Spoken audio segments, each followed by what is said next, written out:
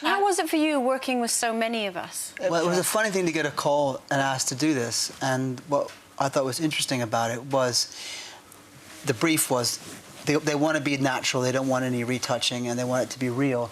I thought, okay, that sounds Was that really quite good. refreshing for you? Well, it's kind of what I'd like to have done, you know, Yeah. and so the fact that you were all being really honest about how you are, I thought, well, that's great, and it would make life a lot easier. Because, I mean, often when you're photographing, you know, celebrities in particular, what they would want to do is hide their flaws because they want to present the best possible image of themselves. But what we did was we actually revealed all our flaws, and that was the whole point of the campaign. I mean, I don't know if you can see there. Shall I get up and show you? Here we go.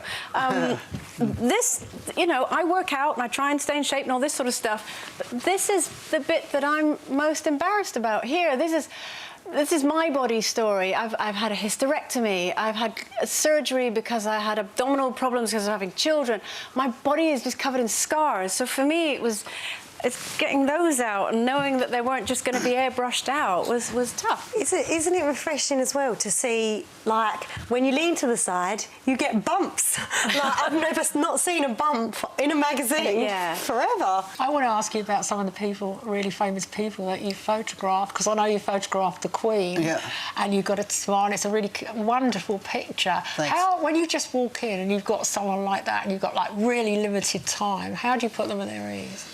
Well, it's just like when I worked with you guys, it was just, you don't have much choice. You just got to do what sort of happens naturally. And that's what you go with. Did you treat us the same way you treated the Queen? Oh, I don't remember you curtsying to us. You've got women smiling naturally, because I know that sometimes I lose women. I think, oh, Janet's push that smile up. Get your face smiling, otherwise you look like a grumpy old pug. But what you've got is the normal smiles. That's quite hard to get, I think. It is, and I guess that's part of the thing of being able to try and find that natural moment. Because I can remember we'd been standing in a different formation, and then you looked up and you said, right, everybody just swap places. And we were all a bit uncomfortable, and we sort of shuffled about, and we had just sort of stood in, and Katie sort of did her pose, and then you were laughing, and then you leant your head on me, and the fact that out of all the pictures that were taken that day, I can actually remember that moment happening, I think proves that you chose the right one. That's all right, then. Who do you think was the most self-conscious that day? Out of all the women? Well, I mean, Janet, she just didn't. She came in like... I know. That's normal. The hallmark of a good photographer is that you show a woman's vulnerability, and you see, I don't want to display that. Well, the only direction you said was stop posing to everyone, didn't you? Yeah, because we were trying to think of a pose, and I was like, I saw Katie had it down. She knew a few different, Katie just does what she does, but it's okay that she's posing with everybody else having fun, you know, because it looks like a natural moment. Women who watch Loose Women rely on us to be to be in contact with them, to have a connection with them. And the purpose of this photo, I think, is quite important, to say to women at home, forget all that stuff you see in the magazines and online and all those airbrushed images. Be yourself. We're real women. And be proud of the way.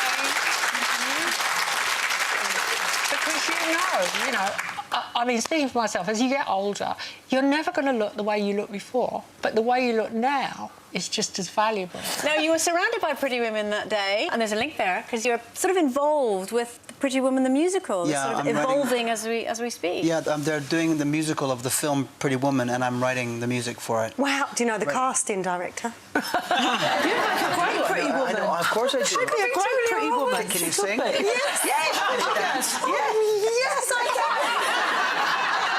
Put yourself forward. It's going to open next year in 2018 on Broadway, and then hopefully it'll come to the West End too. So, yeah, it's very, very exciting. And will it feature music from the film, a totally original score? It's all original. And you've written it? You're writing it all. Yeah. Wow. Wonderful. It's been 2 years of writing Honestly. If you're looking for somebody... Yes, she's got an amazing voice. It don't have to be you. All right, Don't let that bit put you off. She's really good. She is. She's really good. Can we just say a huge thank you to you, Bryan? No, it was great fun. Thanks for having me on again. Bryan Really nice to Adams. see everybody.